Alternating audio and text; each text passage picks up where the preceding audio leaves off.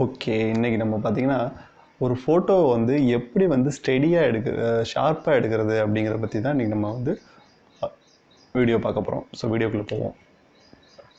இன்னைக்கு ஒரு ஃபோட்டோ எடுக்கிறோம் அப்படின்னா, ஒரு பிகினராக இருந்தாலும் சரி, ஒரு இன்டர்மீடியட்டாக இருந்தாலும் சரி, ஒரு ப்ரொஃபஷனலாக இருந்தாலும் சரி, நிறைய பேத்துக்கு பார்த்தீங்கன்னா, ஏன் தான் எடுக்கிற ஃபோட்டோ வந்து ஷார்ப்பாக இல்லை, மேபி இந்த கேமராவையோ இந்த லென்ஸையோ மாற்றினா கொஞ்சம் ஷார்ப்பாக கிடைக்குமா அப்படிங்கிற மாதிரி நிறைய டவுட்ஸ் இருக்குது. ஸோ அதை பற்றி தான் நம்ம வீடியோவில் பார்க்கவே போகிறோம்.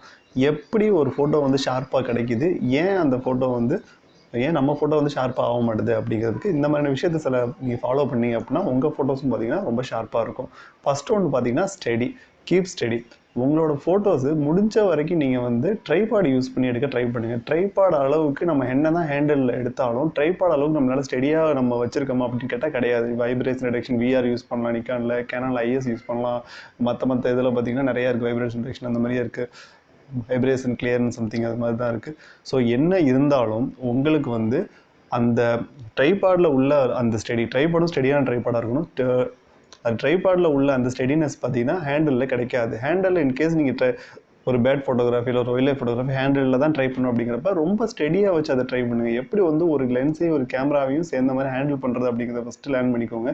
ஸோ உங்கள் கேமராவுக்கு வந்து எந்த மாதிரியான போஸ்டர் வந்து ஸ்டெடியாக இருக்குமோ அந்த மாதிரி நீங்கள் நிற்க லேர்ன் பண்ணிக்கோங்க. அந்த மாதிரி ஸ்டாண்ட் பண்ணுங்கள். ஸோ அந்த மாதிரி நின்று கேமராவை டைட்டாக ஹோல்டு பண்ணி ஸ்டெடியாக வச்சு ஃபோட்டோ எடுக்க ட்ரை பண்ணுங்கள். இதுவே உங்களுக்கு வந்து பாதி படம் வந்து ஷார்ப்பாக கிடைக்கிறதுக்கு சான்ஸ் இருக்குது. செகண்ட் ஒன் பார்த்தீங்கன்னா ஒரு ஆப்டிமம் சட்டர் ஸ்பீடு ஏன் இங்கே சொல்கிறாங்க அப்படின்னா, சட்டர் ஸ்பீடு தான் வந்து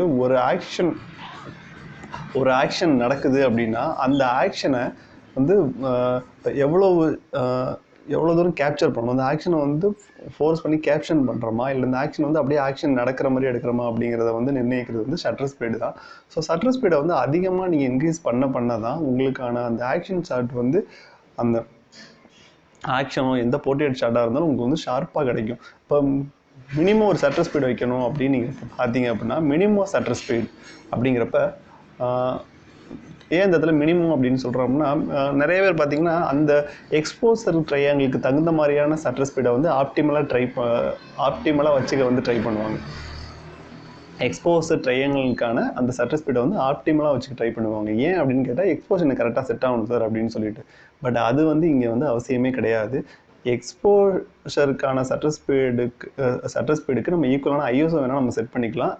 ஷட்டர் ஸ்பீடு வந்து நமக்கு ஓரளவு நமக்கு அந்த படம் வந்து ஆக்ஷன் ஷாட்டோ போர்ட்ரேட் ஷாட்டோ அதுக்கு தகுந்த அளவுக்கு ஆப்டிமலாக இருக்கணும். இப்போ நீங்கள் ஒரு கிராப் சென்சார் யூஸ் பண்ணுறீங்க இல்லை நீங்கள் ஒரு ஃபுல் ஃப்ரேம் சென்சார் யூஸ் பண்ணுறீங்க அப்படின்னா, இப்போ ஒரு கிராப் சென்சார் யூஸ் பண்ணுறீங்க அப்படின்னா, இப்போ ஒரு 300 mm லென்ஸ் நீங்கள் போட்டு யூஸ் பண்ணீங்க அப்படின்னா மினிமம் வந்து 600 mm வந்து ஷட்டர் ஸ்பீடு வைங்க.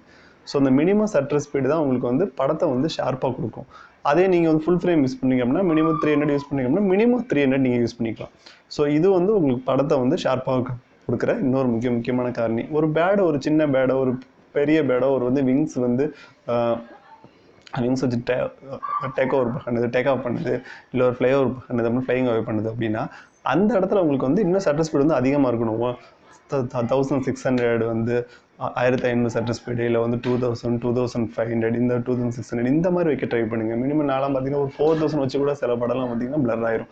ஏன்னா வந்து அதோட அந்த பர்டிகுலர் சப்ஜெக்டோட பார்த்தீங்கன்னா ஆக்ஷன் வந்து ரொம்ப ஃபாஸ்ட்டாக இருக்குது. ஸோ நம்மளோட ஷட்டர் ஸ்பீடு அதுக்கு கூட ஈக்குவலாக இல்லை. ஸோ அந்த அளவுக்கு நம்ம வந்து ஷட்டர் ஸ்பீடை இன்க்ரீஸ் பண்ணி தான் அந்த மாதிரியான இமேஜ் வந்து நம்மளால் கேப்சர் பண்ண முடியும்.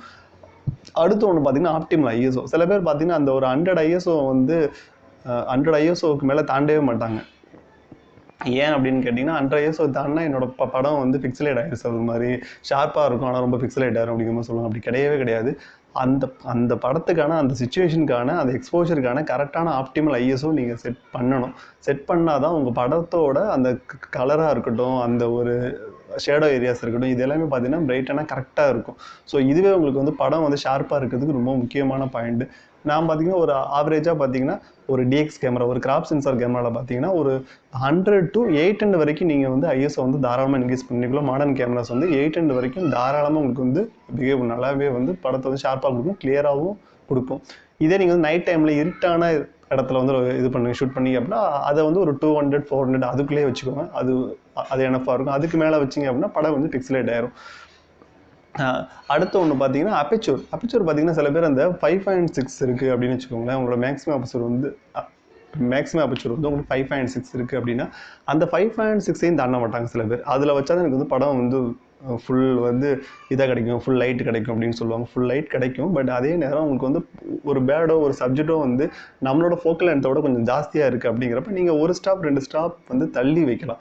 ஸோ அப்போ தான் உங்களுக்கு வந்து அந்த படம் அந்த இமேஜ் வந்து ஷார்ப்பாக கிடைக்கும். ஒரு 6.3 5.6லேருந்து ஒரு 6.3 7.1 8 இது மாதிரி வச்சிங்கன்னா தான் படம் வந்து ஷார்ப்பாக கிடைக்கும். என்னோட பேட் ஃபோட்டோகிராஃபி நிறையா ஃபோட்டோகிராஃப்ஸ் பார்த்தீங்கன்னா 8ல் வச்சு எடுத்தது தான். அது எல்லாமே படம் வந்து ரொம்ப ஷார்ப்பாக இருக்கும். ஏன்னா பேடுக்கும் எனக்குமான டிஸ்டன்ஸ் வந்து அதிகம். ஸோ அதுக்கு வந்து நம்ம 8 அதிகமாக நம்ம யூஸ் பண்ணலாம். உங்களோட ஃபோக்கல் இதை வந்து ஆக்சுவலாக லென்ஸோட ஸ்வீட் ஸ்பாட்னு சொல்லுவாங்க. ஸோ உங்களோட லென்ஸோட ஸ்வீட் ஸ்பாட்டை வந்து நீங்கள் ஐடென்டிஃபை பண்ணிவிட்டு அதுக்கு தகுந்த அந்த மாதிரி நீங்கள் 8 9 7.1 எதுக்கு வந்து உங்களோட அந்த லென்ஸ் வந்து கரெக்டாக பிஹேவ் பண்ணுதோ அதுக்கு தகுந்த மாதிரி நீங்கள் வைங்க. சில லென்சஸ் பார்த்தீங்கன்னா ஆட்டோ ஃபோக்கஸ் வந்து அந்த பர்டிகுலர் ரேஞ்சுக்கு அப்புறம் இருக்காது. ஸோ அதையும் வந்து இதில் வந்து கவனத்தில் எடுத்துக்கிட்டு அதுக்கு தகுந்த மாதிரி செட் பண்ணுங்கள். அடுத்த ஒன்று பார்த்தீங்கன்னா கண்டினியூஸ் ஷாட் ஏன் ட்ரை பண்ணுறோம் அப்படின்னா கரெக்டாக ஒரே ஷாட்டில் வந்து பார்த்தீங்கன்னா சில ஆக்ஷன் லைட்டாக ஒரு விரல் நவுந்தால் கூட பார்த்தீங்கன்னா அந்த ஆக்ஷன் வந்து பிளர் ஆகிடும். ஸோ நீங்கள் கண்டினியூஸ் ஷாட்டில் ஒரு 4 ஷாட்டோ ஒரு 7 ஷாட்டோ ஹை அண்ட் கேமரா ஒரு 10 ஷாட்ஸோ எடுக்கிறோம் அப்படின்னா அப்போ உங்களுக்கு வந்து இமேஜ் வந்து பார்த்திங்கன்னா ரொம்ப ஷார்ப்பாக கிடைக்கும். ஒரு 7 இமேஜ் எடுக்கிறோம், இல்லை ஒரு 4 இமேஜ் தான் எடுக்கிறோம் அப்படின்னாலும் அதில் ஒரு இமேஜ் இல்லை ஒரு 2 இமேஜ் பார்த்திங்கன்னா ரொம்ப ஷார்ப்பாக உங்களுக்கு கிடைச்சிடும். ஸோ இதுவும் ஒரு ரீசன். அடுத்த ஒன்று பார்த்திங்கன்னா ஃபோக்கஸ் பாயிண்ட்ஸ் பற்றி லேர்ன் பண்ணுறது. உங்கள் கேமராவில் பார்த்தீங்கன்னா ஆட்டோ ஃபோக்கஸ் பாயிண்ட்ஸ் இருக்கும். ஸோ ஆட்டோ ஃபோக்கஸ் பாயிண்ட்ஸில் மேக்ஸிமம் நீங்கள் சென்டர் ஆட்டோ ஃபோக்கஸ் பாயிண்டே வச்சு எப்போவுமே ஃபோட்டோ எடுக்க ட்ரை பண்ணுங்கள். ஏன்னா சென்டர் ஆட்டோ ஃபோக்கஸ் பாயிண்ட் தான் எல்லா கேமராலையுமே பார்த்தீங்கன்னா பவர்ஃபுல் பாயிண்ட். நீங்கள் இப்போ பேசிக் கேமராவிலேருந்து ஹை-அண்ட் டிகான் D5 இருக்கட்டும், கேனனோட 1DXஆ இருக்கட்டும், எதாக இருந்தாலும் உங்களுக்கு பார்த்தீங்கன்னா அந்த சென்டர் ஃபோக்கஸ் பாயிண்ட் தான் வந்து பார்த்தீங்கன்னா ஷார்ப்பானது, பவர்ஃபுல்லானது. எப்போவுமே பார்த்தீங்கன்னா அந்த ஒரு டைனமிக்கான ஒரு ரேஞ்ச் அதுக்குள்ளே இருந்துக்கிட்டே இருக்கும். டைனமிக் ரேஞ்ச் வந்து அதிகம் அந்த இடத்துல மட்டும். ஸோ அந்த ஆட்டோ ஃபோக்கஸ்க்கான டைனமிக் ரேஞ்ச் அதிகம். ஸோ அதை யூஸ் பண்ணி நீங்கள் ட்ரை பண்ணுங்கள். அடுத்து ஒன்று பார்த்தீங்கன்னா ஆட்டோ ஃபோக்கஸ் ஆன் ஒரு பட்டன் ஒன்று இருக்கும். ஸோ அதை சில நேரத்தில் ட்ரை பண்ணுறது. அது பேர்ட் இன் ஃப்ளைட் ஃபோட்டோகிராஃபிக்லாம் பார்த்தீங்கன்னா அதை வச்சு அதிகமாக ட்ரை பண்ணுவாங்க. அது எதுக்கு அப்படின்னு கேட்டிங்கன்னா நீங்கள் ஒரு தாட்டி ஒரு பேடையோ ஒரு சப்ஜெக்ட் நீங்கள் ஃபோக்கஸ் பண்ணிட்டீங்க அப்படின்னா திருப்பி நீங்கள் அதோட வந்து கம்போசிஷன் மட்டும் மாற்றுறீங்க அப்படின்னா மறுபடியும் நீங்கள் ஃபோக்கஸ் பண்ண தேவையில்லை அப்படிங்கிறதுக்காக தான் ஆட்டோ ஃபோக்கஸ் ஆன் பட்டன் வச்சுக்கலாம். இதை பற்றி இன்னொரு வீடியோ நான் தெளிவாக இது பண்ணுறேன். ஸோ அந்த ஆட்டோ ஃபோக்கஸ் ஆன் பட்டனை நீங்கள் யூஸ் பண்ணி ஒரு சமயம் ஃபோக்கஸ் பண்ணிவிட்டு ஒன் டைம் நீங்கள் ஃபோக்கஸ் பண்ணிட்டு திருப்பி வேறு நீங்கள் கம்போசிஷன் லொக்கேஷனில் போயிட்டு நீங்கள் எடுத்துகிட்டே இருக்கலாம். நீங்கள் ஃபோட்டோ வேறு லொக்கேஷன் மீன்ஸ் நீங்கள் அதே இடத்துல வந்து வேறு இடத்துல நீங்கள் எடுக்கிறீங்க அப்படின்னா திருப்பி நீங்கள் வந்து ஃபோக்கஸ் பண்ண வேண்டிய அவசியம் கிடையாது. ஸோ இது ரொம்ப முக்கியமான விஷயம். ஏன்னா மறுபடியும் நம்ம ஃபோக்கஸ் பண்ணிகிட்டே இருக்கணும். அந்த இடத்துல ஒரு ஆக்ஷன் நடந்துருச்சு அப்படின்னா நம்ம மிஸ் பண்ணிப்போம். ஸோ அது ரொம்ப முக்கியம். அதே மாதிரி இன்னொரு விஷயம் என்னென்னா மேனுவல் ஃபோக்கஸ் நீங்கள் சில நேரத்தில் ட்ரை பண்ணுறது. ஏன்னா ஆட்டோ ஃபோக்கஸ் வந்து எல்லா டைம்லையுமே இப்போ ஒரு டான் டைமாக இருக்குது, நீங்கள் ஒரு ஈவினிங் டைமு இல்லை ஒரு மார்னிங் டைமாக இருக்குது அப்படின்னா லைட்டிங் கிடைக்கல அப்படிங்கும்போது சில ஆட்டோ ஃபோக்கஸ் வந்து இப்போ பிகினர்லேயே ஒரு இன்டர்மீடியட் கேமராலேயே பார்த்தீங்கன்னா ஆட்டோ ஃபோக்கஸ் வந்து அவ்வளோ அக்யூரேட்டாக ஒர்க் ஆகாது. ஸோ அந்த மாதிரி டைமில் நீங்கள் வந்து மேனுவல் ஃபோக்கஸ் ட்ரை பண்ணிப்பாங்க. மேனுவல் ஃபோக்கஸும் நீங்கள் நினைக்கிற அளவுக்கு கஷ்டமாலாம் இருக்காது, அதுவும் ஈஸியாக தான் இருக்கும். மேனுவல் ஃபோக்கஸ் வச்சு எடுத்த நிறையா ஃபோட்டோஸ் பார்த்தீங்கன்னா ரொம்பவே ஷார்ப்பாக விழுந்துடும். ஏன்னா உங்களுக்கு அது ரொம்ப ஈஸி. ஏன்னா நீங்கள் கண்ணில் என்ன பார்க்குறீங்களோ உங்கள் கண் வந்து கேமரா லென்ஸை விட 1000 டைம்ஸ் 2000 டைம்ஸ் வந்து பார்த்தீங்கன்னா ரொம்பவே பவர்ஃபுல்லானது. ஸோ அதை வச்சு நீங்கள் மேனுவல் ஃபோக்கஸ் செட் பண்ணுறீங்க அப்படின்னா இன்னும் உங்கள் ஃபோட்டோஸ் பார்த்தீங்கன்னா ஷார்ப்பாக இருக்கும். ஸோ இன்றைக்கி பார்த்து இந்த டிப்ஸ் எல்லாத்தையுமே ஃபாலோ பண்ணுங்கள். உங்கள் ஃபோட்டோஸ்லாம் செம்ம ஷார்ப்பாக சூப்பராக வரும். தேங்க்யூ.